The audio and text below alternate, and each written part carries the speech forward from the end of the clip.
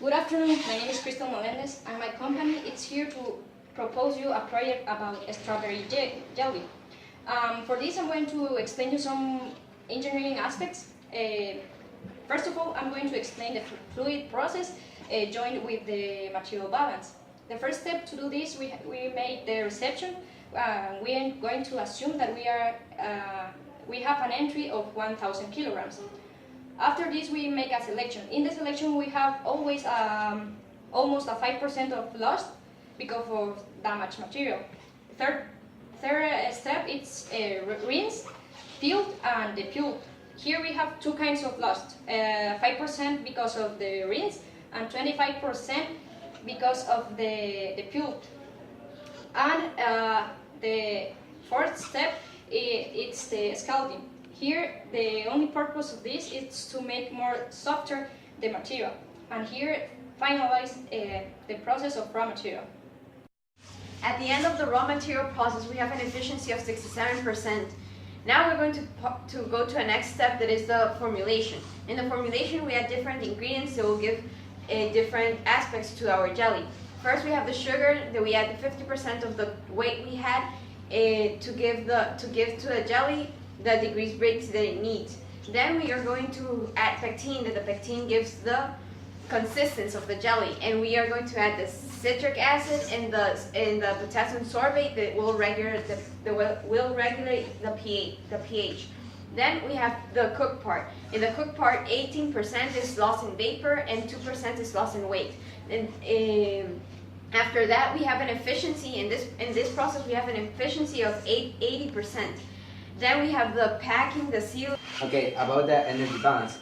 The boiler produces steam with the quality of the 99% and 50.35 kilograms per hour. That needs the process. The pressure is 125 pounds square inch. That's 131.81 degrees Celsius. The mix of the raw material at environment temperature. Finally, the steam condenses and changes its temperature, and the water is at 18 degrees Celsius. This liquid water returns to the boiler when the jelly gets to the optimum temperature, and it's ready, and it's necessary to keep it an environment temperature to change the energy that's hot when the jelly as environment temperature. We can package it in the glass with the correct measurement. A fluid does not resist the atmospheric pressure, and it takes the shape of the recipient that contains it. You can imagine what will happen here. A fluid is able to flow. It could be liquid or gas. Okay, there are facts that you have to know about the product. Their density is 1,200 kg per cubic meter. And when you have the density, the height, and the gravity values, you can estimate the hydrostatic pressure with the formula. The pressure in the recipient is named the gauge pressure, and in this case is 1,293 pascals. If you want to know the total pressure, you have to add the atmospheric and gauge pressure. We're going to suppose that we have to fill the jelly into its containers. We're not going to use a very sophisticated device. It consists that the tank contains the jelly, and it has a hose pipe with a diameter of 12 centimeters. Then the hose pipe is divided into two little hose pipes that it measures 4 centimeters of diameter. Each little hose pipe has a massive flow of 0.17 kilograms per second. So the problem is we have to know the velocity that we're going to have in the field.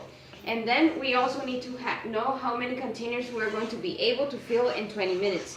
So that in each container has a mass of 0.260 kilograms. So we always make sure that you have all in the same units. To know the amount of containers, we're going to get the 20 minutes that we need in the massive flow. And after all, we're going to see the fill of the containers with the hose pipes, and it seems that we can fill 1,568 containers in 20 minutes.